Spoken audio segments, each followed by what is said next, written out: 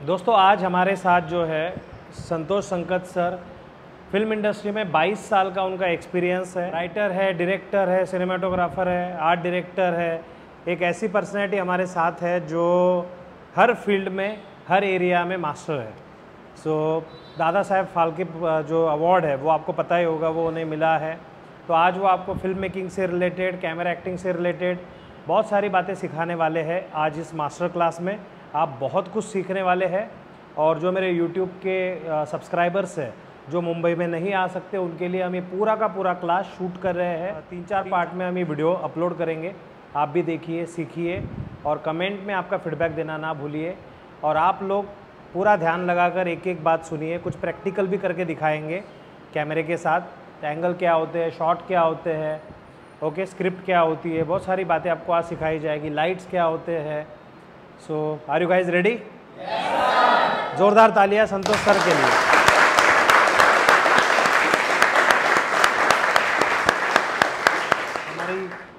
हमारी बात होती है, आप लोगों के साथ भी ट्रांसपेरेंट ही है। हमें सिर्फ एक्टिंग क्लास तक लिमिटेड रहना नहीं है।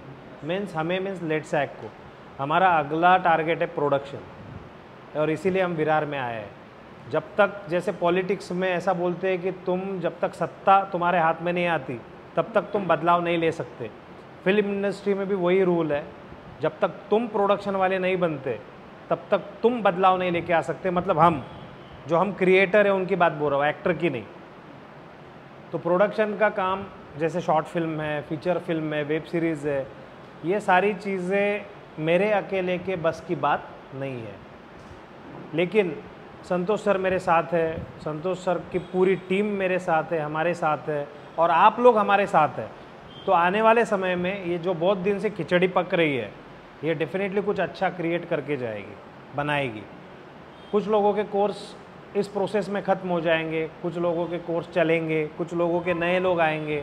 लेकिन लेट्स एक्ट में जो आ गया वो लेट्स एक्ट का फैमिली मेम्बर बन गया। ऐसा दिमाग में नहीं रखना है कि यार जब मैं था तब कोई शूट शुरू नहीं हुआ। आपको बुलाया जाएगा इन फ्यूचर, बस डिज़र्विंग कैंडिडेट बनना है। मैं सर को उस मिरर में से देख रहा था, उनके रिएक्शन, जब एक एक अपना एक्टर आके परफॉर्म कर रहा था, तो उसकी एक्टिंग देखते देखते मैं सर को भी देख रहा था। तो उनका चेहरा बहुत कुछ बोल रहा था। ही वॉज वेरी हैप्पी कि स्टूडेंट बहुत अच्छे से तैयार हो रहे हैं। तो यही आप सब के बारे में, जब भी कोई गेस्ट आते हैं उनका फीडबैक आना चाहिए। आपको भी फ़ख्र होना चाहिए कि आपको रात में नींद आनी चाहिए सुकून की, कि यार मैंने आज मेरी बहुत अच्छा ऑडिशन मोनोलॉग मैंने प्रेजेंट किया। तो ऐसे जैसे सर है संतोष सर, वैसे एक एक गेस्ट आते रहेंगे, आपको मौका मिलेगा। बाकी लोगों को यह सोचना है कि सर ने इन्हीं 5 लोगों को क्यों बुलाया, सर की ज़ुबान पर पहला नाम मेरा क्यों नहीं था। It's a competition, ultimately it's a healthy competition. आपको ये सोचना है कि विनय सर ने पहला नाम मेरा नाम लेना चाहिए, अगले टाइम जब भी कोई गेस्ट आए तब मेरा नाम आना चाहिए। इसका मतलब ये नहीं कि आप लोग अच्छा नहीं करते, लेकिन और अच्छा करना है। मुझे लगना चाहिए कि नहीं, 100% ये मेरा सचिन तेंदुलकर है, इसको मैं भेजता हूँ। तो हमको इम्प्रूव होना है, ठीक है, इम्प्रूव होना है और असली खिलाड़ी अपने को बनना है। मीन्स आने वाले समय में हम हिस्ट्री क्रिएट करेंगे, ये डन डील है। मीन्स सिर्फ एक्टिंग ट्रेनिंग में बच्चों को बनाएंगे नहीं, उन्हीं बच्चों को बड़े बड़े, जैसे संतोष सर ने बताया कि आज अवार्ड विनिंग संतोष सर ने अभी एक फ़िल्म की, वो मराठी फिल्म है। बीच में संतोष सर का कुछ काम आ गया, इसीलिए वो कर नहीं पाए। तो वो मराठी फिल्म के सारे एक्टर्स अभी कांस फेस्टिवल अटेंड कर रहे हैं। कांस फेस्टिवल पता है ना, नाम सुना है ना? ऑस्कर के बाद जिस फेस्टिवल का नाम लेते हैं वो है कांस फेस्टिवल में जिस फिल्म के लिए संतोष सर ने आर्ट डायरेक्शन किया, क्रिएटिव इनपुट दिए, वो फिल्म के एक्टर अभी कांस में है। तो वैसे पर्सन अपने साथ बैठे। जिस फिल्म ने मराठी में 100 करोड़ का माइलस्टोन अचीव किया, सैराट नाम की जो फिल्म थी, उसमें तुम लोगों के जैसे ही 2 नए चेहरे लॉन्च हुए थे, आर्ची और परशा। मतलब सर अगर हमारे साथ है तो हमारी ताकत 100 गुना बढ़ जाएगी। लेकिन एक्टिंग तो अल्टीमेटली आपको ही करनी है। तो उनको, उनकी टीम को, जैसे आज वो आए हैं, कल शॉर्ट फिल्म करेंगे, कोई वेब सीरीज़ करेंगे, वो लोग कास्टिंग करेंगे। मेरा कोई फेवरेट नहीं है, कास्टिंग के टाइम सब ओपन हो जाएगा, उनके हाथ में डिपार्टमेंट रहेगा कि सर आपकी रिक्वायरमेंट एक बना रहे हो, कौन क्या है। वो बोलेंगे भाई चलो ऑडिशन को आओ, जैसे ऑडिशन लेते हैं ना, तो उसमें जो बाजी मारेगा वो आदमी को रोल मिलेगा। सो इन फ्यूचर ये सब होने वाला है। इसीलिए मैं विरार आया हूँ। मेन स्ट्रिप अंधेरी है, तो अंधेरी में बैठ के चकाचौंध में रहने में कोई फ़ायदा नहीं था, खर्चा ज़्यादा हो रहा था, बच्चों के खर्चे बढ़ रहे थे। विरार में आने का पर्पज़ ही वो है। आज सर जब से आए हैं उनकी रेस्ट भी नहीं हुई, और हम लोग घर पे खाना खा के हम लोकेशन हंटिंग कर रहे थे, लोकेशन देख रहे थे, रेकी कर रहे थे, और आजोड़ी बीच की तरफ गए।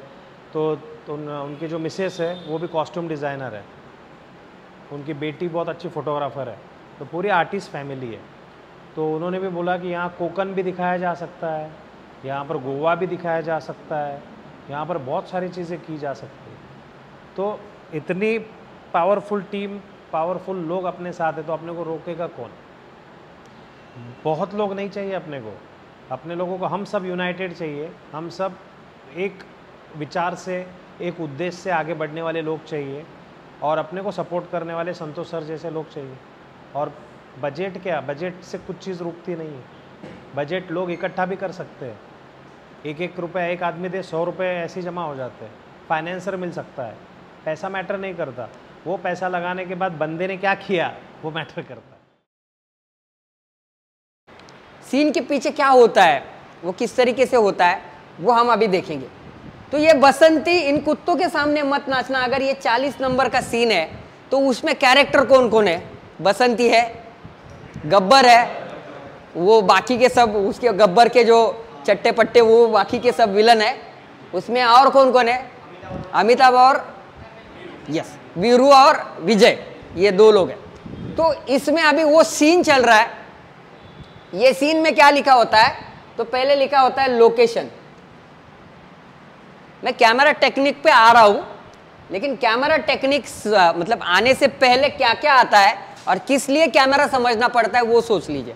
उसमें आता है लोकेशन। वो लोकेशन क्या था? यस मतलब उनका डाकू का जो गब्बर का अड्डा, तो ये समझो गब्बर का अड्डा है। उसके बाद ये सीन डे है या नाइट है? ओके, ये आउटडोर है या इंडोर है? आउटडोर है। उसके बाद में ये लोकेशन हुआ डे नाइट। हाँ, ये टॉकी है या साइलेंट है? तो ये टॉकी है। इस तरीके से, और फिर वहां पर आते हैं कैरेक्टर्स, जो भी कुछ कैरेक्टर्स है वो अमिताभ वगैरह वगैरह, ये सब आपको स्क्रिप्ट में दिया जाता है। और इसके बाद स्क्रिप्ट शुरू होता है और फिर उसमें डायलॉग्स आते हैं। बसंती के डायलॉग है, वीरू के, सबके अलग अलग डायलॉग्स होते हैं। अभी इसके हिसाब से कैमरामैन, डायरेक्टर दोनों बैठकर कुछ पेपर वर्क करते हैं और शॉर्ट डिवीजन करते हैं। क्या करते हैं? ये जो सीन होता है ना, ये सीन समझो 2 पेज का है, 3 पेज का है, 4 पेज का है, 10 पेज का है, कितना ही भी लंबा हो सकता है। मतलब वो बसंती का पूरा जो सीक्वेंस है वो सीक्वेंस नंबर 40 है, उसका सीन नंबर 40 है। लेकिन वो जब हम शूट करने जाते हैं ना, तो शूट करते समय हमें उसमें शॉर्ट में कन्वर्ट करना पड़ता है। मतलब उसमें बसंती का अलग शॉट आता है, वीरू का अलग शॉट होता है, गब्बर का अलग शॉट आएगा, वो लॉन्ग शॉट आएगा, मिड शॉट आएगा, क्लोज आएगा, उसमें एक्सट्रीम क्लोज शॉट आएगा, या जो जो कुछ है वो अलग अलग शॉट्स आएंगे। और फिर ये मल्टीपल शॉट्स लेकर, मतलब अभी एक सीन है तो उसके समझो 100 शॉट बन गए, 200 शॉट बन गए, 400 शॉट बन गए या 40 शॉट बन गए, जो भी कुछ उसके हिसाब से बनता है, ये सब शॉट्स इकट्ठा करके एक सीन रेडी होता है। मतलब बसंती का एक शॉट लिया, वीरू का शॉट लिया, गब्बर का शॉट लिया, ये अलग अलग शॉट्स इकट्ठा करके फिर उसका एक सीन बनता है। हाँ, तो सीन नंबर 40 में कितने शॉट्स आते हैं उसके ऊपर डिपेंड है डायरेक्टर और कैमरामैन क्या डिसाइड करते हैं। तो आपको जब स्क्रिप्ट दिया जाता है तो उसमें ये सब डिटेलिंग आपको दिया जाता है कि जिसमें आपको पता चले कि ये इंडोर है, आउटडोर है, ये डे वाला है, नाइट वाला है, इसका लोकेशन क्या है, इसमें कैरेक्टर कौन कौन है, और ये साइलेंट है या टॉकी है, मतलब इसमें डायलॉग है या डायलॉग नहीं है। ये वाला इंफॉर्मेशन आपको मिल जाता है स्क्रिप्ट में, और उस हिसाब से डायरेक्टर और कैमरामैन दोनों बैठकर कुछ शॉर्ट डिवीजन करते हैं। अभी ये शॉट डिवीजन आपको एक्टर बतौर एक्टर पहले नहीं बताया जाता है कि आपका लॉन्ग शॉट लगने वाला है, आपका क्लोज शॉट लगने वाला है, आपका मिड शॉट लगने वाला है, आपका टू शॉट लगने वाला है, आपका ओएस लगने वाला है, आपका ओटीएस लगने वाला है, ये आपको बताया नहीं जाता। इंडस्ट्री में क्या होता है कि आपको स्क्रिप्ट दिया जाता है और आपको डायरेक्टली ऑन लोकेशन जितने लाइट्स होते हैं कैमरा के सामने उसके बीच में खड़ा किया जाता है और वहाँ पर आपको डायलॉग लेने के लिए कहा जाता है और फिर आपको पता चलता है कि अरे हाँ ये डायलॉग मेरा हो रहा है लेकिन मैं इतना ही दिख रहा हूँ, इसके नीचे में अगर मैंने पैंट नहीं पहना तो भी कुछ फर्क नहीं पड़ता है। बहुत सी चीज़ें ऐसा है, जैसे आप 3 इडियट में देखोगे तो 3 इडियट में जो 3 इडियट नहीं पीके में अगर देखोगे तो न्यूज़ चैनल पे वो जो एंकर बैठा है वो सिर्फ ऊपर का ब्लेजर पहनता है, नीचे शॉर्ट पे बैठा हुआ होता है, तो नीचे का नहीं दिखता है ना, न्यूज़ एंकर का इतना ही दिखता है। तो तब हमको वहाँ पर पता चलता है कि यार स्क्रीन पर मैं इतना ही दिख रहा हूँ। कभी कभी ऐसा होता है कि सिर्फ आपका सजेशन होता है, आपका कंधा ही दिखता है उसमें। कभी कभी ऐसा होता है कि आपके पैरों का क्लोज होता है और आप यहाँ पर बहुत ही एक्सप्रेशन देते हो लेकिन आपका पैरों का क्लोज लगा है। कभी कभी ऐसा होता है बहुत लॉन्ग शॉट लगा है, मतलब वही समझो अभी गब्बर का शॉट है, बहुत पानी के टंकी के ऊपर कैमरा लगा है और बहुत दूर में गब्बर आ रहा है घोड़ी पर और वो इतने बड़े बड़े एक्सप्रेशन दे रहा है वगैरह, तो ये लॉन्ग शॉट में दिखेगा? नहीं दिखेगा।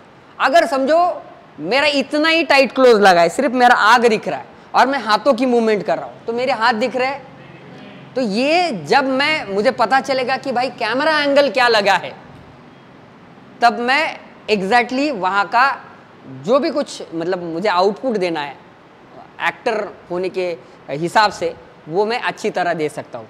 अगर मुझे पता नहीं चला कि मैं क्या दिख रहा हूँ ऑन स्क्रीन और मेरा शॉट क्या लगा है तो मुझे बेहतर एक्टिंग करना मुश्किल हो सकता है। मैं एक्टिंग तो करके चला होगा लेकिन मेरा शॉट क्या लगा ये कैमरामैन को पता है। अभी ये होगा शॉट अलग अलग होते हैं, वो कौन से शॉट होते हैं अभी हम देखेंगे। याच्याने पुसलं चालेल? यस चलेगा, इसका ही है ना। अभी कैमरा एंगल्स क्या क्या होते हैं और किस तरीके से होते हैं देखो।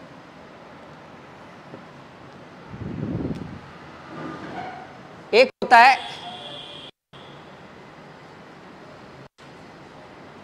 लॉन्ग शॉट,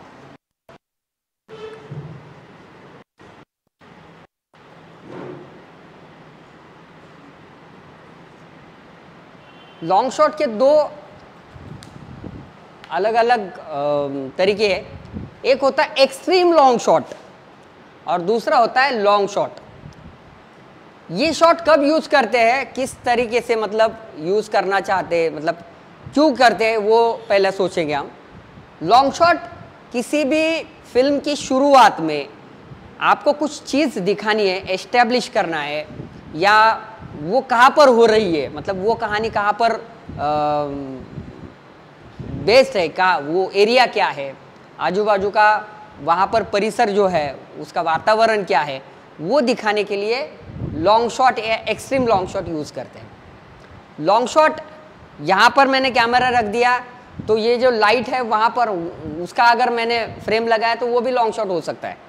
लेकिन एक्सट्रीम लॉन्ग शॉट मतलब बहुत ही दूर से कैमरा लगाया होता है। और मतलब अगर खाकी फिल्म देखी है आपने, खाकी देखा है अमिताभ बच्चन जी का, तो खाकी फिल्म में एक शॉट है कि जिस शॉट में अमिताभ बच्चन जी वो गाय भैंस उसके बीच में से आ रहे, वो जब शॉट चल रहा था तब मैं वो सेट पर था और तब मुझे पता चला कि एक्टर के लिए ये कितना मुश्किल होता है। कैमरा लगाता एक बहुत ही दूर, एक थोड़ा सा ऐसा मतलब पहाड़ी जैसा एरिया था, वहाँ पर लगा था और तकरीबन एक 500-1000 मीटर के ऊपर डिस्टेंस पर वो सब भेड़ बकरियाँ छोड़ी थी और उसके बीच में से वो अमिताभ जी यहाँ पर वहाँ पर आके वहाँ पर जा रहे थे।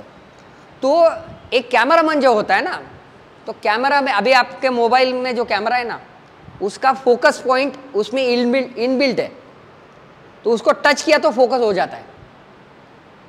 वैसे फिल्म का जो कैमरा होता है ना, वो कैमरा उसका फोकस पुलर अलग होता है।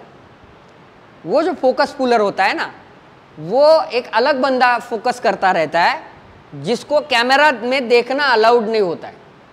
और वो उसके आंखों से अंदाजा लगाता है कि वहां पर है तो ये फोकस है। वो कैमरा न देखते हुए उसका फोकस करते रहता है और वैसे वाला शॉट लिया जाता है जो फोकस पुलर उसके काम के मतलब एक्सपीरियंस से वो इतना माहिर हो जाता है, उसको पता चलता है कि ये 10 फीट के डिस्टेंस पे, तो उसके हिसाब से वो फोकस एडजस्ट करता है।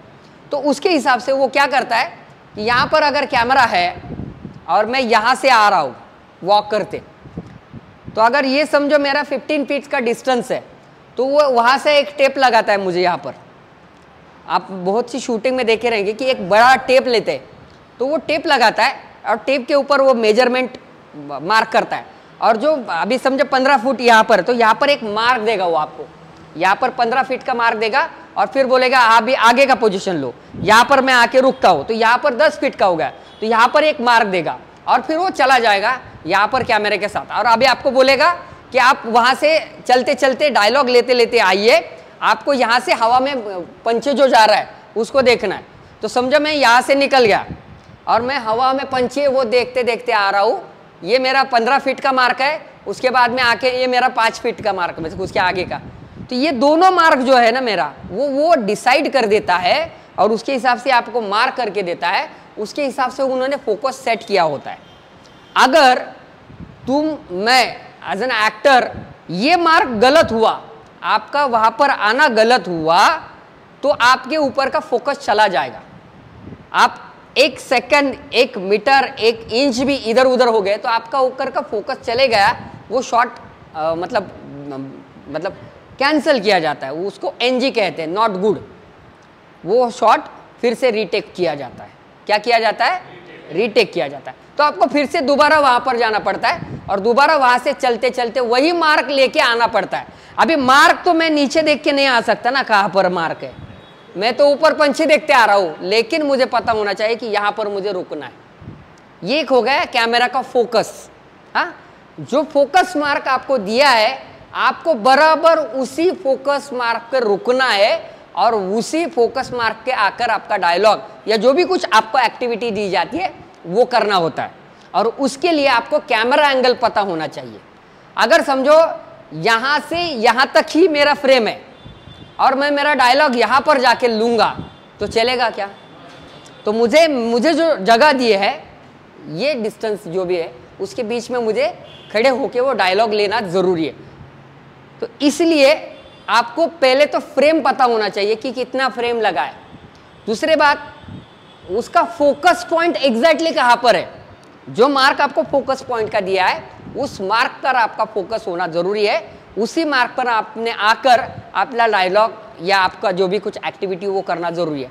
और तीसरी और सबसे इंपॉर्टेंट बात, अगर समझो लाइट अप किया है, ये लाइट किया है, ये लाइट किया है, अभी ये लाइट का मैं लाइटिंग भी आपको इसके बाद में समझाऊंगा कि लाइटिंग में अलग अलग लेयर लाइटिंग होता है, की लाइट होता है, पैटर्न लाइट होता है, बैकग्राउंड लाइट होता है, फील लाइट होता है, उसके बाद में मूड लाइट होता है, अलग अलग लाइट होता है।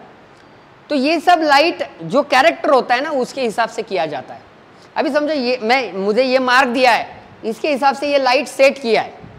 अगर समझो मैं यहाँ पर चले गया तो मेरे सेट किया हुआ लाइट मुझे मिलेगा, तो मुझे यहाँ पर ही रुकना है जहाँ पर मुझे मार्क दिया है और वहाँ पर ही वो लाइट, अगर आपके चेहरे के ऊपर जो ज़रूरी है वो लाइट अगर नहीं आया तो आप कितना भी अच्छा एक्टिंग करोगे तो वो दिखेगा। तो इसीलिए एक तो आपको फोकस पॉइंट समझना चाहिए, दूसरी बात आपको लाइट कहाँ पर की है वो समझना चाहिए, और तीसरा और सबसे इम्पोर्टेंट बात कि आपको फोकस मार्क, लाइट और जो फ्रेम आपको दी है वो समझना चाहिए। तो ये तीनों चीज़ें अगर आपको समझना होगा तो आपको कैमरा एंगल समझ के लेना चाहिए। कैमरा आपको समझना चाहिए, कैमरा एंगल क्या लगा है, कैमरा का शॉट क्या लगा है वो समझना चाहिए। तो एक्सट्रीम लॉन्ग शॉट और लॉन्ग शॉट, ये दो जो शॉट होते हैं ये बहुत ही दूर से लगाए जाते हैं, जहाँ पर सिर्फ आपको एस्टेब्लिश होना होता है, वहाँ पर भी एक्टिंग करना है, लेकिन वहाँ पर आपके चेहरे के एक्सप्रेशन इतने डिटेलिंग में नहीं आएंगे। मतलब आपके आँख के आंसू आ रहे हैं, आप बहुत ही हंस रहे हैं या आप मुस्कुरा रहे हैं वगैरह वगैरह, ये जो डिटेलिंग है ना वो लॉन्ग शॉट में नहीं दिखती है। हाँ, लेकिन लॉन्ग शॉट में एक चीज़ दिखती है कि आप जिस एरिया में खड़े वो पूरा एरिया एस्टेब्लिश होता है और आपका कैरेक्टर रिवील होता है, आपका कैरेक्टर दिखता है।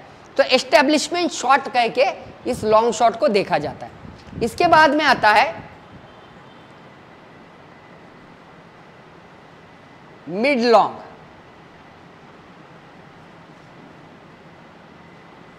अब ये मिड लॉन्ग शॉट क्या है, तो सेम अभी ये हो गया लॉन्ग शॉट पूरा, ये हो गया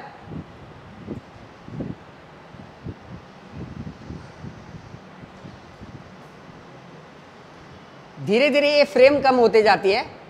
ये एक्सट्रीम लॉन्ग शॉट, ये मिड लॉन्ग शॉट और फिर नीचे छोटा छोटा होता जाता है पिक्चर और फिर इसमें का डिटेल्स हमको दिखना जाता है। तो ये मिड लॉन्ग शॉट जो होता है ना, ये थोड़ी सी दूरी से हमें कैरेक्टर दिखता है और कैरेक्टर के बस आजू बाजू का थोड़ा सा हिस्सा दिखता है। मतलब मैं दिखूंगा तो मेरे आजू बाजू की एक कुर्सी या एक दो तीन चीज़ें दिखेगी, लेकिन मैं तो पूरा दिखता हूँ। जब कैरेक्टर पूरा दिखता है, कैरेक्टर के साथ वाले जो भी बंदे वो भी पूरे दिखते हैं और ज़्यादा बैकग्राउंड नहीं रिवील होता है, मतलब बहुत बैकग्राउंड नहीं रिवील होता है, तो उसको हम मिड लॉन्ग शॉट कहते हैं। मिड लॉन्ग शॉट के बाद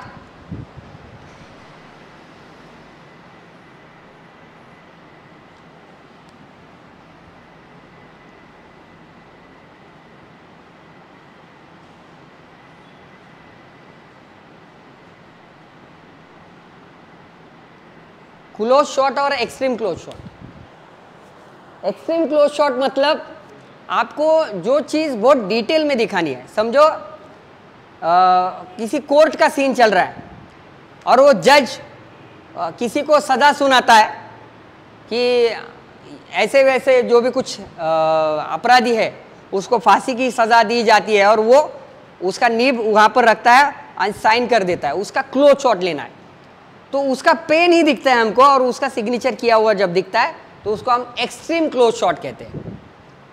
या किसी हीरोइन का सिर्फ आग दिख रहा है, किसी की सिर्फ दिखती है, किसी की बिंदी दिखती है, किसी के पैजन दिखते हैं, या ऐसे वाला कुछ हिस्सा जो हमको स्पेशली दिखाया जाता है। या चाय का कप गिर जाना तो चाय के कप का टुकड़ा होते हुए दिखना, जो स्पेशली हम पूरी तरह उसी के ऊपर फोकस रख के वो चीज़ दिखाते हैं, वो एक्सट्रीम क्लोज शॉट में या क्लोज शॉट में दिखाते हैं। अभी मेरा सिर्फ डायलॉग है, ये इंपॉर्टेंट है, तो मेरा इतना इतना क्लोज लग गया, जो मेरा चेहरा दिखे, मतलब मेरा चेहरा दिखेगा और चेहरे के एक्सप्रेशन डिटेल में दिखेंगे, वहाँ पर ये क्लोज और एक्सट्रीम क्लोज शॉट यूज़ करते हैं। अभी दूसरा है मिड शॉट।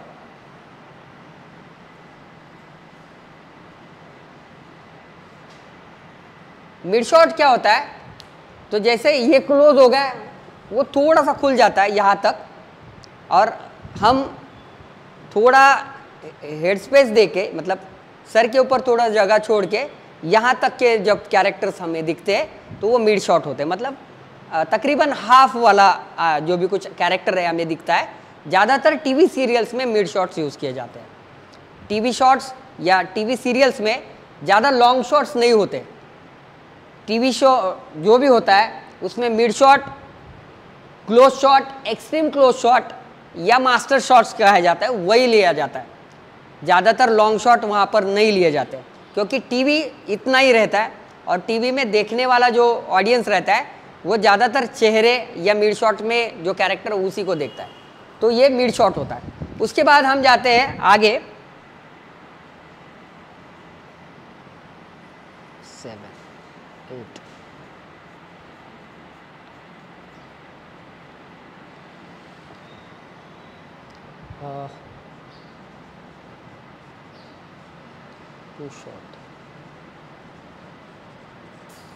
टू शॉट और 3 शॉट।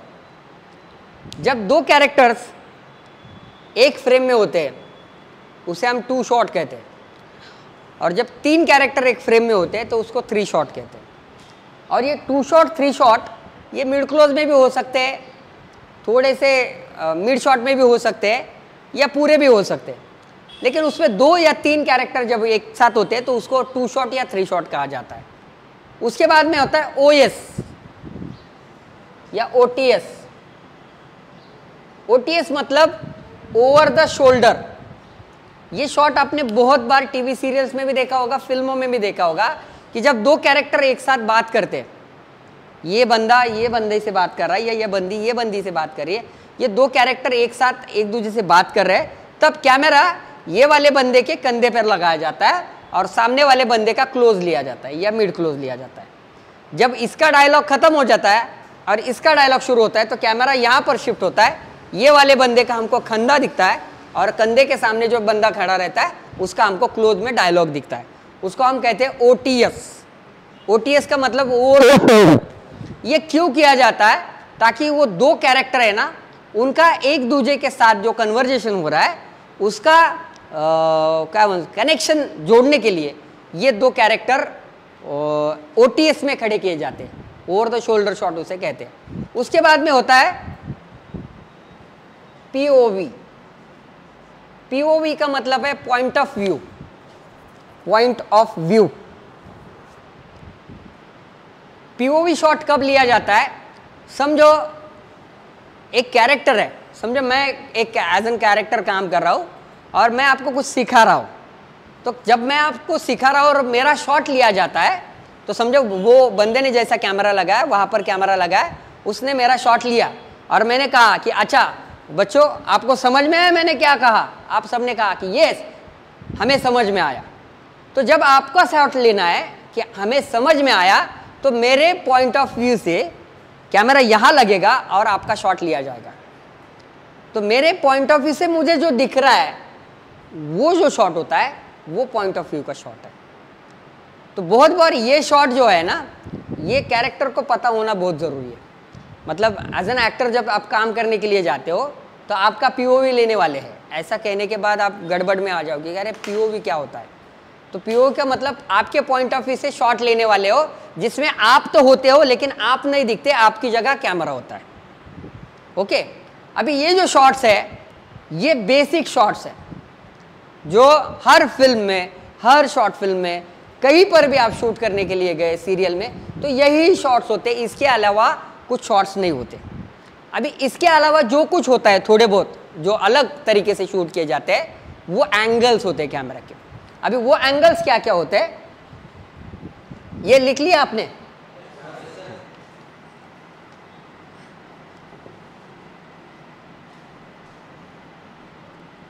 एक होता है टॉप एंगल।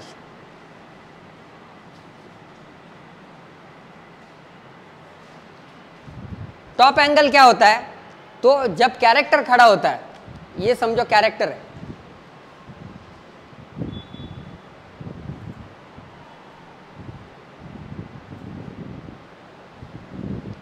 तो कैरेक्टर के ऊपर, उसके सिर के ऊपर जहां पर भी कैमरा लगेगा, यहाँ यहाँ यहाँ, तो उसको टॉप एंगल कहते हैं। ये बहुत बार फिल्मों में, अभी ड्रोन कैमरा आपने सबने सुना होगा, देखा होगा, ज़्यादातर ड्रोन कैमरा अभी यूज़ किया जाता है इसके लिए। लेकिन इसके पहले अगर टॉप शॉट लेना होगा तो हेलीकॉप्टर ही मंगाना पड़ता था। फिर वो हेलीकॉप्टर आता था, कैमरामैन उस पर बैठा था और 1 सेकंड का, 4 सेकंड का शॉट लेने के लिए 4-4 दिन, 5-5 दिन वो प्रैक्टिस करते थे, तब जाके वो शॉट लिया जाता था। लेकिन उस शॉट में,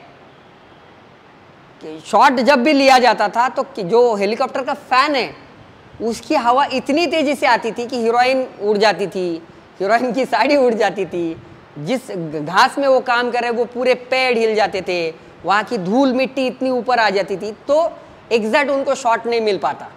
तो कुछ शॉट में ये आया, कुछ शॉट में वो नहीं आया, तो एक शॉट लेने के लिए उनको बहुत मेहनत करनी पड़ती। लेकिन अभी ड्रोन आने के हिसाब से, जिमी जिप आने के हिसाब से, ट्रॉली पैंथर के हिसाब से, ये सब अलग अलग इक्विपमेंट है। मतलब आपने ट्रॉली देखा है फिल्म में, एक ट्रेन जैसी पटरी होती है, उसके ऊपर एक कैमरा लेके एक बंदा खड़ा रहता है और वो ट्रॉली चल जाती है, तो उसी को एक पैंथर नाम की क्रेन आती है। तो क्रेन के ऊपर वो कैमरामैन बैठा रहता है और वो क्रेन ऊपर नीचे हो जाती है, तो वो मैन्युअली मतलब एडजस्ट करने वाले बंदे उसके साथ होते हैं। उसके बाद अभी जो आया है वो जिमी जिप आया है। बहुत से अवार्ड फंक्शन में हम देखते हैं कि काला बड़ा रॉड होता है, उसके ऊपर कैमरा लगा होता है और यहाँ से वहाँ, वहाँ से यहाँ कैमरा सब मूव होता है, उसको जिमी जिप कहते हैं। जिमी जिप पर कैमरा माउंट किया जाता है। तो ये जिमी जिप है, ये सब टॉप शॉट्स लेते हैं। जिमी जिप के हिसाब से या पैंथर के हिसाब से, या ये इक्विपमेंट के साथ ये टॉप शॉट लिए जाते हैं। टॉप शॉट लेने मतलब 2-3 अलग अलग चीज़ें टॉप शॉट लेने के बाद, मतलब टॉप शॉट क्यों लिया जाता है, बहुत सी बार आपको वो कैरेक्टर कहाँ पर है, किस लोकेशन पर है, वो दिखाने के लिए टॉप शॉट लिया जाता है। या कुछ ऐसी एक्टिविटी समझो कोई बंदा या कोई कैरेक्टर बिल्डिंग से नीचे कूद गया, गिर गया, कुछ चीज़ अगर ज़मीन पे गिर जाती है तो उसको दिखाने के लिए टॉप एंगल लगाना पड़ता है। ऊपर से कैमरा लगाया जाता है और उसके बाद वो चीज़ नीचे जाती है तो उसका इफेक्ट आता है। जब ऑडियंस इतने ऊपर से वो देखती है, मतलब कैमरा दिखाता है तो वो ऑडियंस उसको देखती है ना, मतलब कैमरा जो दिखाता है वही ऑडियंस देखती है, तो वो ऑडियंस को ऐसा लगता है कि यार ये मेरे सामने ऊपर से नीचे गिर गया, तो उसका इफेक्ट वो ऑडियंस के ऊपर ज़्यादा आता है। इसीलिए टॉप शॉट्स, ऊपर के जो शॉट्स है, जो भी चीज़ आपको दिखानी होती है ऊपर से, उसके लिए टॉप शॉट यूज़ किया जाता है। उसके बाद में आई लेवल, आई लेवल का एंगल होता है। ये समझो कैमरा है, ये कैमरा बिल्कुल मेरे आंखों के लेवल पर होता है और मेरे आंखों के लेवल पर ही वो शूट किया जाता है, जिसमें नॉर्मल हमारी जो हाइट होती है उसके हिसाब से हमें वो कैमरा प्लेस किया जाता है। ये मैक्सिमम फिल्मों में जितने भी शॉट्स होते हैं वो मैक्सिमम शॉट आई लेवल के कैमरे पर ऊपर शूट किए जाते हैं, मतलब आई लेवल के ऊपर ही कैमरा लगाया जाता है, इसी लेवल पर वो कैमरा आपके साथ हिलता जुलता है, जो भी कुछ शॉट्स लेता है। उसके बाद में जो होता है वो होता है लो एंगल। लो एंगल में कैमरा नीचे से आता है कैरेक्टर को, कैरेक्टर ऊपर होता है या जो भी कुछ टारगेट है, ऑब्जेक्ट है, वो ऊपर होता है और कैमरा नीचे होता है। ये एंगल स्पेशली साउथ वालों ने इसका पेटेंट लिया हुआ है, ऐसे ही लगता है। ज़्यादातर एंगल साउथ वाले यूज़ करते हैं। कि ये कब यूज़ किया जाता है, जब आपको किसी कैरेक्टर को बड़ा दिखाना होता है, कुछ ह्यूज दिखाना होता है, कुछ महान ऐसा क्रांतिकारी दिखाना होता है, तो उसके लिए लो एंगल लगाते हैं, जिससे कैरेक्टर बड़ा हो जाता है। कैरेक्टर बड़ा होता है और जो कैमरा होता है, कैमरा मतलब ऑडियंस, ऑडियंस नीचे आ जाते हैं और कैरेक्टर ऊपर आ जाता है। तो उसका मीनिंग क्या होता है कि वो जो दिखता है वो बड़ा दिखता है और हम नीचे से देखते हैं, तो ये लो एंगल पर क्या होता है कैमरा होता है और कैरेक्टर लो एंगल से शूट किया जाता है। ये जो शॉट्स होते हैं, टॉप एंगल, आई लेवल और लो एंगल, ये कैमरे की प्लेसमेंट्स है, मतलब ऊपर कैमरा रखा जाता है, सामने कैमरा रखा है, नीचे कैमरा, ये प्लेसमेंट्स होते हैं पूरे। अभी इसमें भी कुछ चीज़ें ऐसी है कि एक शॉट जो है इसको एरियल शॉट कहते हैं। क्या कहते हैं? एरियल शॉट जो होता है वो बिल्कुल सर के ऊपर नहीं होता है कैमरा, वो कैमरा थोड़ा सा तिरछा आता है। मतलब आप स्टेडियम में जब कैमरा लगता है ना, तो स्टेडियम में जो सबसे ऊपरी हिस्सा होता है वहाँ पर कैमरा होता है और वो सामने जो बंदा खेल रहा है वहाँ उसको कैच करता रहता है, तो वो वाला एरियल शॉट होता है जो ऊपर से कैच कर रहा है सबको, तो वो थोड़ा सा तिरछा एंगल रहता है, बिल्कुल सर के ऊपर न रहते हुए कैमरा थोड़ा सा आजू बाजू इर्द गिर्द होता है, वो एरियल शॉट होता है। ये जो शॉट्स होते हैं ना, टॉप एंगल के शॉट या लो एंगल के शॉट या एरियल शॉट, इस शॉट्स में एक्टर को पता नहीं होता बहुत सी बार कि कैमरा कहाँ पर लगा है। अभी समझो ऊपर कैमरा लगा है तो मुझे पता नहीं होता ना हर बार, समझो मैं नीचे मेरा जो भी कुछ है सामने चल रहा है, समझो फाइटिंग सीक्वेंस चल रहा है और कैमरा ऊपर से, तो मुझे पहले प्रैक्टिस में ही देखना चाहिए कि हाँ चाहिए ये कैमरा यहाँ पर है, इसके बाद में यहाँ पर जाता है, यहाँ पर जाता है, उस हिसाब से मुझे जो प्लेस देता है उसके हिसाब से मुझे मूव होना है। तो समझो कैमरा यहाँ पर है और मैं यहाँ पर एक्टिंग कर रहा हूँ तो गड़बड़ हो सकती है। तो कैमरा जिस हिसाब से मूव करेगा ऊपर, ये मुझे अंदाज़न याद रखना है कि हाँ यहाँ पर कैमरा है, नहीं तो कैमरा यहाँ पर है और मैं काम करते करते यहाँ पर आ गया, नहीं चलेगा। तो इसलिए ये जो एंगल होते हैं, लो एंगल का भी शॉट होता है नीचे वाला कैमरा, तो उसके बाद हम सामने देखते रहते हैं लेकिन कैमरा नीचे होता है।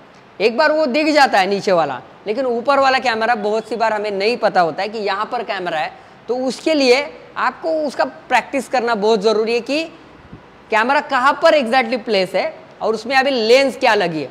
अभी ये हो गए शॉट्स, अभी इसके बाद में आपको मैं लेंस बताऊंगा कि एग्जैक्टली लेंस क्या होती है।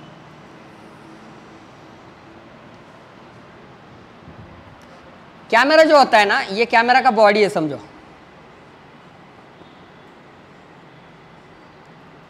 इसके बाद में इसके आगे लगते हैं लेंस। ये जो लेंस होती है ना, इसके ऊपर आपका कैमरे का शॉट्स या फ्रेम जो है वो डिसाइड होती है। ये जो लेंस है सामने, ये हर बार बदलते, हर शॉट के बाद बदलते। हर शॉट लेने के बाद कैमरामैन, जो भी कैमरा अटेंडेंट होता है, उसको बोलता है कि लेंस बदलो, और फिर बोलता है कि 50 लगाओ, 135 लगाओ, या 24 लगाओ, या 12 की लेंस लगाओ, या 75 लगाओ। ये सिर्फ हर लेंस के नंबर्स है। ये नंबर्स 360 डिग्री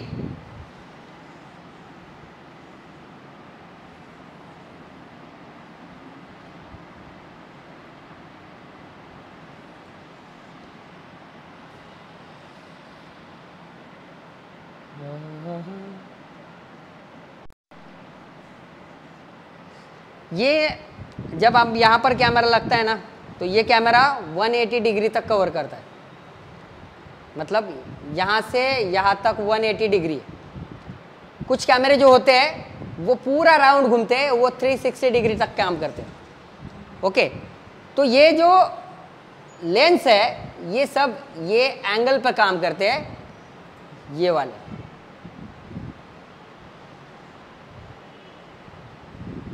अभी समझो यहाँ से 0 शुरू हो गया, सॉरी यहाँ से 0 करते हैं, और ये 180 है।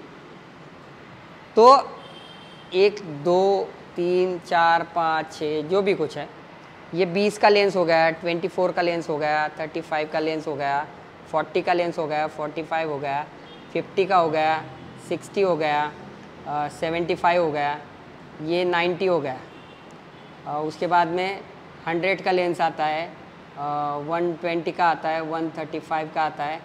ये ऐसे अलग अलग लेंसेस आते हैं। तो लेंस का नंबर जितना बढ़ता है ना, उतना फ्रेम कम होता है।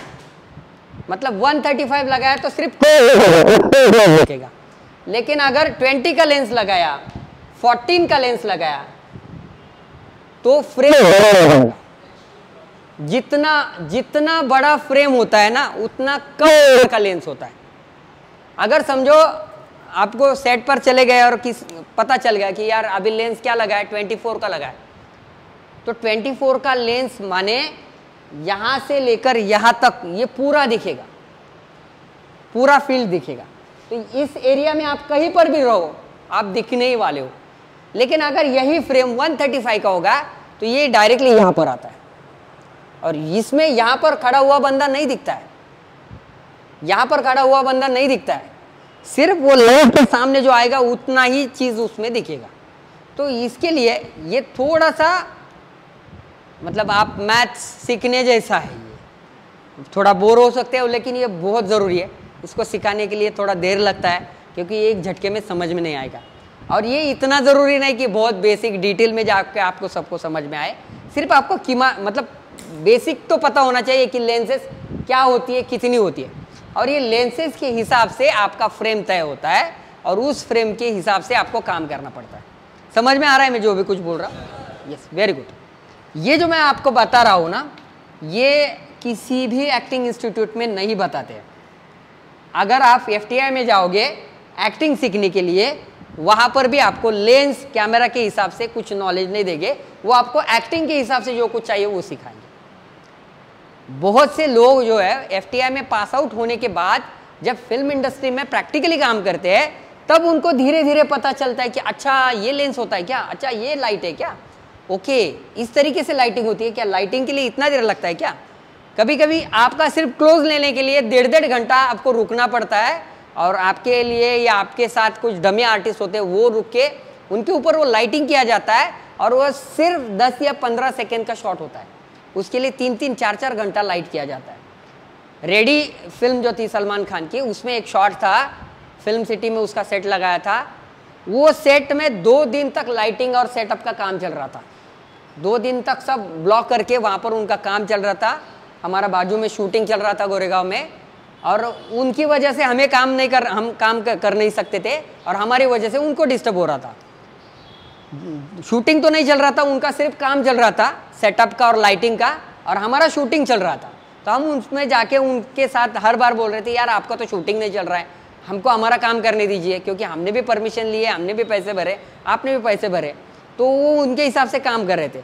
दूसरे दिन उनका शूटिंग था, 15 मिनट में सलमान खान आया 2 व्हीलर पे, उसने गाड़ी लगाया, एक 15-20 मिनट में उसका कुछ मेकअप वगैरह हुआ, 20 मिनट का शॉट दिया और वो चले गया और उनका पैकअप होगा। 20 मिनट के शॉट देने के लिए, काम करने के लिए 2 दिन तक लाइटिंग और सेटिंग का काम चलता था। तो ये जो चीज़ है, कभी कभी एक्टर आता है काम करके चले जाता है, लेकिन उसके पीछे बहुत मेहनत होती है। वो आपको समझ में आना चाहिए कि वो मेहनत एग्जैक्टली क्या है। वो मेकअप वाला होता है, गेटअप वाला होता है, हेयर वाला होता है, कॉस्ट्यूम वाला होता है, आर्ट डिपार्टमेंट के लोग होते हैं जो सेट लगाते हैं, पूरा कैमरा वाला होता है जो आपको ठीक तरीके से सब एंगल्स बताता है, लाइट वाला होता है जो प्रॉपर आपके लिए लाइट अप करता है। ये सब लोग जब इकट्ठा आते हैं तब जाके आपका एक्टिंग लोगों तक पहुंचता है, तब आप एज एन एक्टर लोगों तक आते। तो ये लेंसेस हैं, ये लेंसेस के हिसाब से हमारा एंगल तय होता है और उस हिसाब से उसी एंगल के बेस पर हमको काम करना पड़ता है। ये आपको समझ में आया? आपको मैंने 3 चीज़ें बताई। पहले कैमरे के शॉट्स क्या क्या होते हैं, दूसरे कैमरा एंगल्स क्या क्या होते हैं, तीसरा लेंसेस क्या क्या होते हैं। ये 3 चीज़ें इंपॉर्टेंट है। अभी इसमें से और एक चौथी वाली और बहुत इंपॉर्टेंट बात है, कैमरा मूवमेंट क्या होते हैं।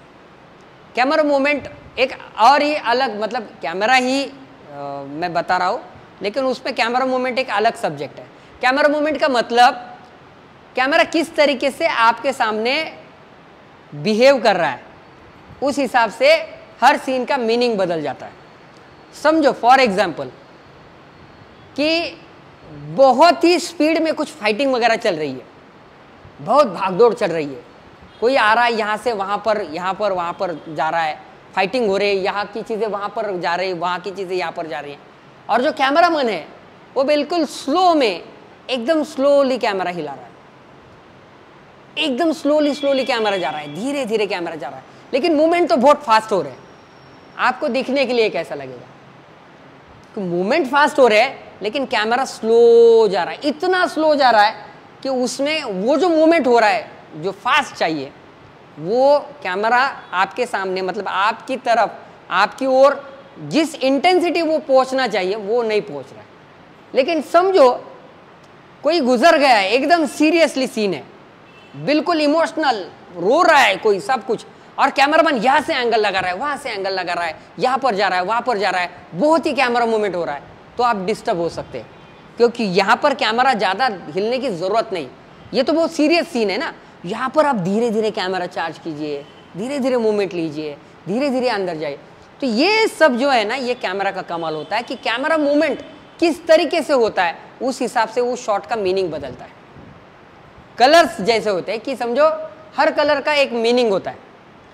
समझो कोई हीरोइन है, बहुत ही खूबसूरत वाली एक हीरोइन है, उसका बेडरूम है, बहुत ही खूबसूरत हीरोइन है, फिल्म उसके ऊपर पूरी बेस्ड है, और उसकी बेडरूम डिज़ाइन की मैंने और पूरा ब्लैक कलर रूम को कर दिया। अभी कैसा लगेगा आपको? वो हीरोइन, उसका मूड, वो इतना अच्छा एक्ट कर रही है, सब कर रही है, लेकिन पूरा ब्लैक ब्लैक ब्लैक, हर चीज़ें ब्लैक में दिख रही है, उसका ड्रेस ब्लैक, सब ब्लैक, कैसा लगेगा आपको? यही समझो कोई मर गया है, दुखद घटना है पूरी, और सब फ्लोरोसेंट येलो, ग्रीन, रेड ऐसे कपड़े पहन के आए हैं सब, तो कैसा लगेगा? तो ये डिस्टर्ब होगा। तो ये जो होता है ना, ये कैमरा का कमाल होता है, क्योंकि कैमरा आपके कलर कैप्चर करता है, ये आपके शैडोज कैप्चर करता है, आपके ऊपर का लाइट कैप्चर करता है, और उसकी एक इमेज बना के आपके सामने रख देता है। तो ये कलर्स, उसके एंगल्स, उसका मूवमेंट, ये सब इकट्ठा जब आता है, वो ठीक तरीके से बैठ जाता है, तब वो फिल्म, वो एक्टर, वो जो सीन है वो उभर के आता है और वो आपको समझ में आता है। तो इसीलिए कैमरा एंगल बहुत ज़रूरी है, और कैमरा मूवमेंट भी उसके हिसाब से बहुत ज़रूरी है। कैमरा मूवमेंट के लिए हम ट्रॉली यूज़ करते हैं, जिमी जिप यूज़ करते हैं, ड्रोन यूज़ करते हैं, बहुत सी जगह हमें, मतलब पान सिंह तोमर जैसी फिल्म है, या फिर भाग मिल्खा भाग जैसी फिल्म है, ये स्पोर्ट्स फिल्में जो है ना, इसमें कैमरा मूविंग था ज़्यादातर। इसमें कैमरा टोटली भागता रहा है, मतलब जैसे जैसे वो मिल्खा सिंह भागता है उसके हिसाब से वो कैमरामैन भी उसके पीछे पीछे भागता है। अगर वो एक ही जगह पर रह गया और मिल्खा सिंह भाग रहा है तो वो इतना हमें ज़्यादा अप्रिशिएट नहीं होता। लेकिन उसके हिसाब से कैमरामैन उसके पीछे भागा है, कैमरा उसके पीछे भागा है, तो ऑडियंस को लगता है कि यार हम भी उसके पीछे भाग रहे हैं। तो उसके हिसाब से कैमरा मूवमेंट बहुत ज़रूरी है कि ठीक तरीके से होना, और इसीलिए इसी हिसाब से कैमरा को आप भी समझ के ले लो। कभी कभी होता है कैमरा रिग आपको लगती है, मतलब कैमरा आपके बॉडी को फिट किया जाता है, आप एक्टर हो तो आपके बॉडी को फिट किया जाता है। कैमरा मेरे बॉडी को फिट करके यहाँ पर मेरे सामने होता है और मैं दौड़ता रहता हूँ, तो कैमरा मेरे साथ दौड़ता है और मेरे एक्सप्रेशंस कैच करता है। तो कैमरा का वेट जो होता है वो वेट संभाल के मुझे मेरा एक्ट भी करना है, मेरे चेहरे के एक्सप्रेशन उसके मतलब उस वेट के हिसाब से बदलने नहीं चाहिए। बहुत बार अंडर वाटर शूट करते हैं हम, तो कैमरा जो पानी के नीचे जाता है ना वो अलग वाला कैमरा होता है, तो आपको पानी के नीचे जाके एक्टिंग करना पड़ता है, तब अंडर वाटर वाले कैमरा यूज़ करते हैं। तो ये अलग अलग कैमराज होते हैं, उसके अलग अलग सेक्शंस होते हैं। ये सब इतना जो भी कुछ है वो टेक्निक भले आपको पूरा नहीं पता, आपको कैमरा चलाने नहीं आया तो भी चलेगा, लेकिन आपको शॉट कौन सा लगा है ये पता होना चाहिए, कौन सा एंगल लगा है वो पता होना चाहिए।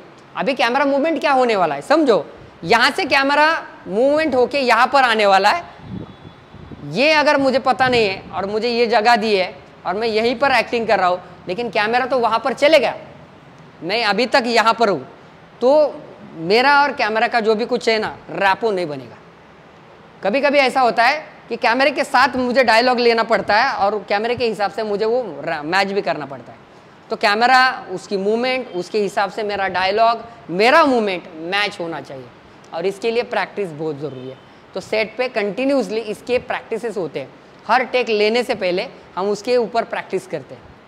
तो आपको मैंने कैमरा मूवमेंट बता दिए, कैमरा एंगल्स बता दिए, कैमरा के शॉट्स बता दिए, और कैमरा ट्रीटमेंट कैसे होता है, किस तरीके से होता है, उसके इक्विपमेंट्स क्या होते हैं, किस तरीके से होते हैं, और उसके लिए लेंसेज क्या लगती है, इतना सब कैमरा का बता दिया। ये आपको समझ में आ रहा है?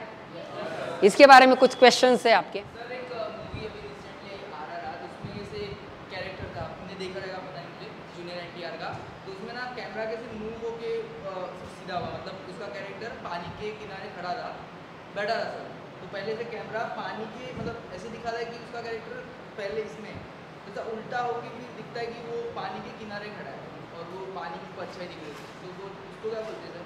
हाँ, ये एक बताने का रहेगा, इसमें डच एंगल के डच एंगल, ये एंगल जो होता है ना, ये जो फ्रेम होता है रेगुलर अपना, तो वो जो होता है उसमें कैरेक्टर यहाँ पर वगैरह होता है और ये टेढ़ा होता है।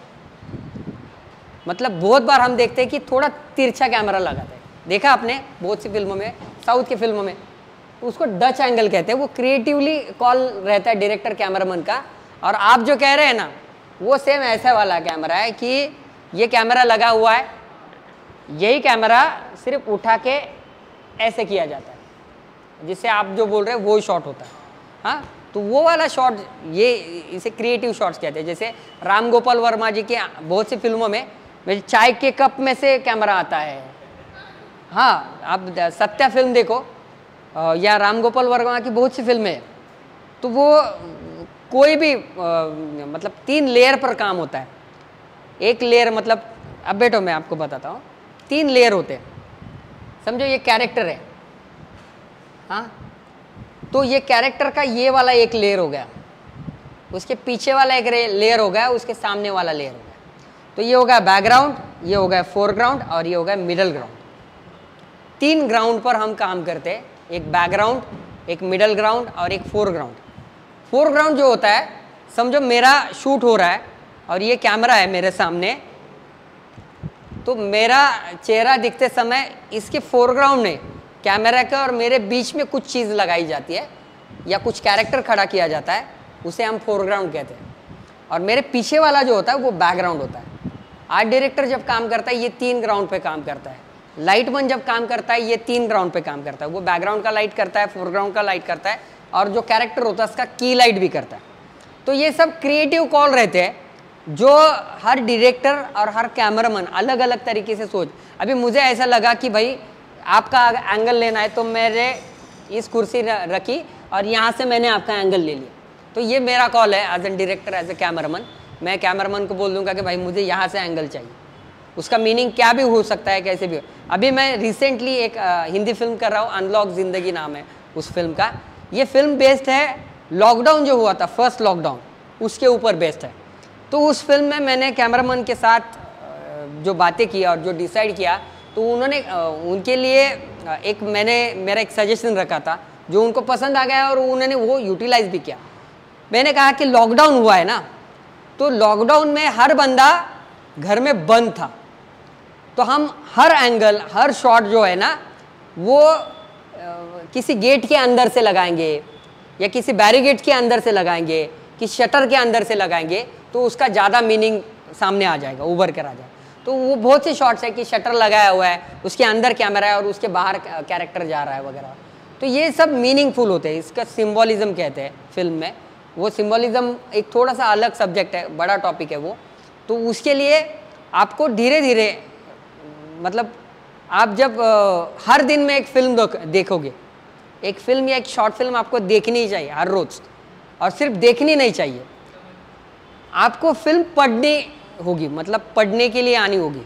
फिल्म को पढ़ना सीखो, फिल्म को पढ़ना सीखो मतलब क्या है कि वो एंगल क्यों लगाया है, ये डायलॉग्स ऐसे क्यों लिए, यहाँ पर बैकग्राउंड म्यूजिक ऐसा क्यों है, यहाँ पर लाइट ऐसा क्यों किया गया है, ये कैमरा मूवमेंट ऐसा क्यों हुआ है, यहाँ पर साउंड डिजाइनिंग कैसे किया है, ये एडिटिंग में ऐसा शॉट क्यों लगाया है। आप में से किसने ये रॉकस्टार फिल्म देखी है? रॉकस्टार समझ में आई? फर्स्ट टाइम में समझ में आई?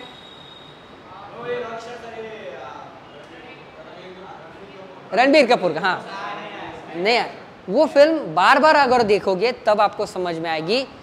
2 तरीके होते हैं फिल्म के, स्क्रिप्ट के और एडिटिंग के। एक होता है लीनियर फिल्म एडिटिंग या लीनियर फिल्म, और दूसरा होता है नॉन लीनियर फिल्म या नॉन लीनियर एडिटिंग।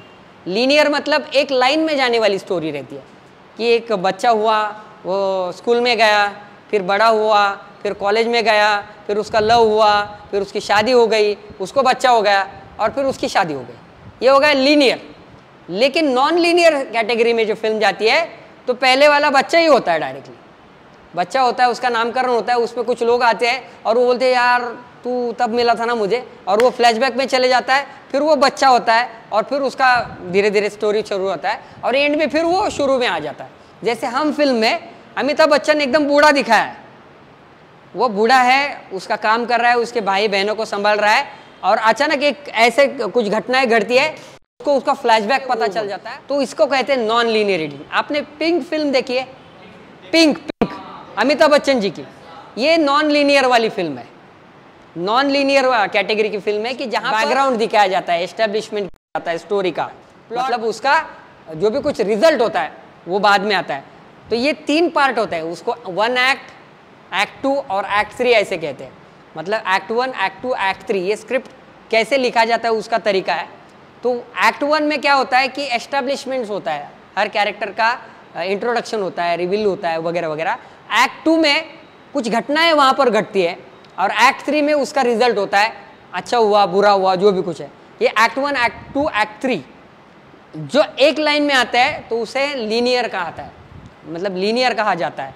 लेकिन अगर ये एक्ट 3 पहला आ गया, मतलब पहले पिंक फिल्म में ऐसा होता है कि किसी को तो भी मार दिया है, वो खून में लथपथ है और हॉस्पिटल में गया है, और फिर धीरे धीरे पब्लिक को पता चलता है कि अच्छा इसको मारा है तो किसने मारा है। फिर वो पब्लिक उसमें, ऑडियंस उसमें इन्वॉल्व हो जाती है और वो ढूंढने लगती है। जैसे दृश्यम फिल्म में पहले कुछ घटनाएं घड़ी है और फिर ऑडियंस उसमें इन्वॉल्व होती है और वो सोचने लगती है यार ये किसने किया होगा, सस्पेंस क्रिएट किया जाता है। तो ये डिपेंड होता है उस स्टोरी के ऊपर कि वो लीनियर जाए या नॉन लीनियर जाए। कुछ फिल्में जैसे सैराट जैसी फिल्म है या ऐसी बहुत सी फिल्में हैं कि जो अगर पहले ही आपको पता चल गया है उसका सीक्रेट क्या है तो आगे की फिल्म आप देखोगे क्या? तो कभी कभी वो सस्पेंस आपके पास रहेगा पूरी तरफ, मतलब लास्ट तक रहेगा, तो ऑडियंस आप में इन्वॉल्व होगी। वो पहले ही शॉट में अगर खुल जाए तो ऑडियंस बाद में पता चलेगा ना ये मरने वाला है यार, आगे क्या देखो इसको, ऐसा हो सकता है। तो ये लीनियर और नॉन लीनियर दो कैटेगरी की फिल्में होती है। तो कुछ फिल्में जो होती है वो एक ही लाइन में चली जाती है जो लीनियरली आपके साथ बात करती है, और कुछ चीज़ें होती है कि जो पहले एंड दिखाया जाता है, फिर उसका मिडल ग्राउंड दिखाया जाता है, और फिर उसका बिगिनिंग शुरू होता है। तो ये दो अलग अलग चीज़ें हमारे साथ होती है, और ये एक्टर को पता होना चाहिए, क्योंकि एक्टिंग एक ऐसी चीज़ है कि अभी समझो मैं घर से निकल रहा हूँ, मेरा शॉट है आज शूटिंग का डे पहला है, और मैं यहाँ से घर से निकलता हूँ कहाँ जाने के लिए, ऑफिस जाने के लिए। तो मैं घर से निकलता हूँ, ये पहले दिन शूट हो गया, और ऑफिस में मैं जब पहुँचूँगा वो 10वें दिन शूट होगा। लेकिन मैं जिस शर्ट में जो बैग बक्सा हाथ में लिया है, वो बैग जो गाड़ी हाथ में लिया, वो जो लेकर निकला हूँ, वही सेम टू सेम मुझे 10वें दिन के शूटिंग पर मेरे साथ होना चाहिए। अगर मैंने घर से वाइट शर्ट पहन कर निकला हूँ और ऑफिस में जब पहुँच रहा हूँ तो रेड शर्ट हो गया, तो चलेगा क्या? बहुत सी फिल्में ऐसी है कि जहाँ में कंटिन्यूटी मिस होती है। आपको ये बहुत इंपॉर्टेंट टॉपिक है, कंटिन्यूटी क्या होती है। एक्टर के लिए कंटिन्यूटी बहुत ज़रूरी होती है, और कंटिन्यूटी अलग अलग चीज़ की होती है। एक आपके कैरेक्टर की कंटिन्यूटी, आपका कैरेक्टर किस समय कैसा था, उसका कॉस्ट्यूम कंटिन्यूटी, कॉस्ट्यूम उस समय किस तरीके था, मतलब शूज टॉप टू टॉप आपका कॉस्ट्यूम कैसे था। एक्शन कंटिन्यूटी, आपने एक्शन कैसे किया था। समझो मैं आपसे बात कर रहा हूँ और बात करते करते फ़ोन कर रहा हूँ और बात कर रहा हूँ, तो मैं किस डायलॉग के ऊपर फ़ोन उठाया था, किस डायलॉग के ऊपर मैंने कान को लगाया था, किस तरीके से मैंने वो बात ये करके बाजू में बात की, तो ये सब मेरा एक्शन कंटिन्यूटी है। तो ये एक्शन कंटिन्यूटी मुझे याद रखना पड़ता है, हर टेक के लिए सेम करना पड़ता है। पहले टेक में मैंने कहा कि क्या क्या सब लोग ठीक हो, 1 मिनट मुझे फ़ोन आ गया, ऐसे बात किया। दूसरे टेक में मैंने डायरेक्ट हाँ क्या कब कैसे हो, ठीक है, यहाँ पर लगाया तो मैंने यहाँ पर लगाया, कैसे हो, ठीक हो, तो ये नहीं चलेगा। जैसे मैंने मूवमेंट किया था सिर्फ वैसे सेम टू सेम मेरा मूवमेंट नेक्स्ट शॉट में होना चाहिए, जिसे हम कंटिन्यूटी कहते हैं, जिसमें एक्शन कंटिन्यूटी होता है, मेकअप का कंटिन्यूटी होता है, गेटअप का कंटिन्यूटी होता है, हेयर का कंटिन्यूटी होता है, एक्सप्रेशंस का कंटिन्यूटी होता है, आपके डायलॉग डिलीवरी का कंटिन्यूशन होता है। मतलब मैंने पहला डायलॉग क्या बोल रहे हो इतने जोर से लिया, और दूसरा क्या बोल रहे हो, तो ये चेंज होगा, मेरा इंटेंसिटी चेंज होगा।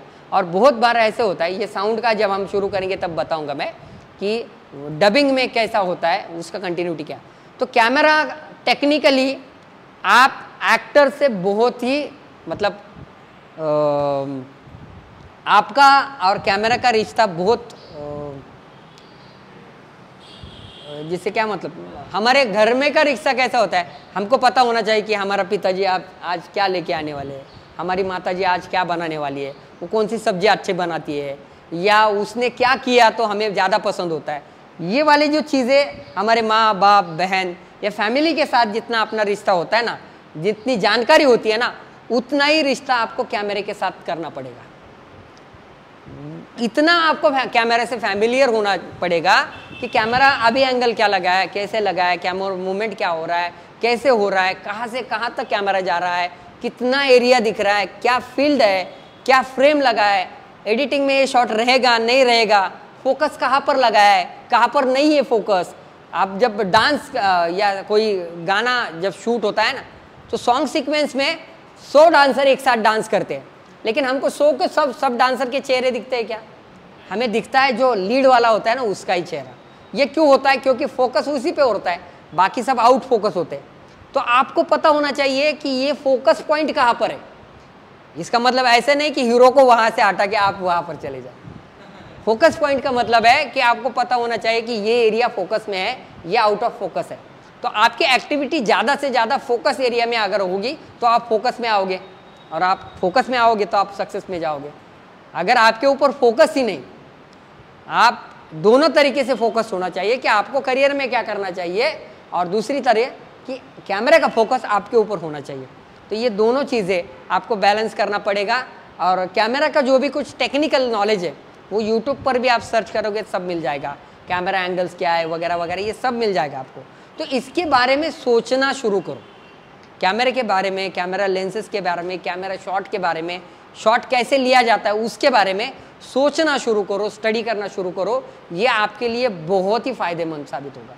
ये आपको बहुत मतलब दुगनी तेजी से आप आगे जाओगे अगर आपको कैमरा एंगल्स और कैमरा टेक्निक पता होगी तो। कभी कभी ऐसा होता है कि आपके पास बहुत ही गोल्डन चांसेस आते हैं लेकिन वो पता नहीं होने की वजह से चले जाते हैं।